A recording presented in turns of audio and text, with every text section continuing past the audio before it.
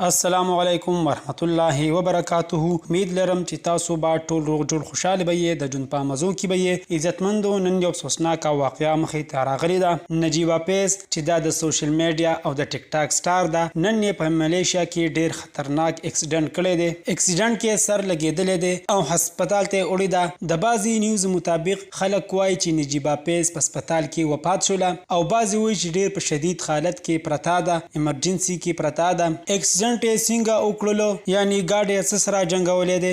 راځئ عزتمندو، دا ټول معلومات موږ سره په دې ویډیو کې وګورئ چې پوره معلومات نه خبر شي. تاسو موږ سره په دې ویډیو کې نوي یې، مهرباني وکړئ زموږ د چینل مهدره سره سبسکرایب کړئ چې تاسو ته بیا هر یوه نیو معلوماتي ویډیو په اسانتیا سره میلاویږي. عزتمندو، نجیبه پیز به تاسو هر یو کس پیژنئ چې په سوشل میډیا باندې ډیره مشهوره او د پښتو ډرامو یو او نامتو جینۍ ده.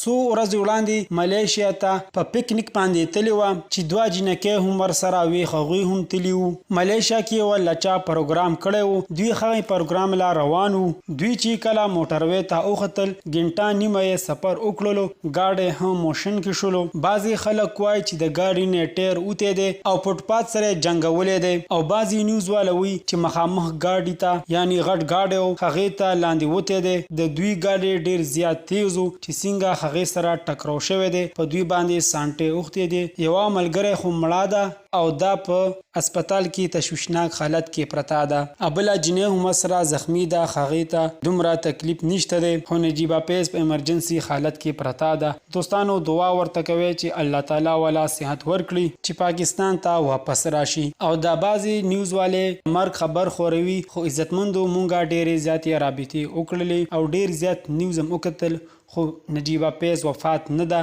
صرف زخمی شوی ده، تشویشناک حالت کې پراته ده. دوستانو، دا وه زموږ د دې وخت نیو معلوماتي ویډیو. د نورو نیو معلوماتي ویډیو دپاره زموږ د چینل به در سره سبسکرایب کړئ چې تاسو ته بیا هر یوه نیو معلوماتي ویډیو په اسانتیا سره میلاویږي. والسلام.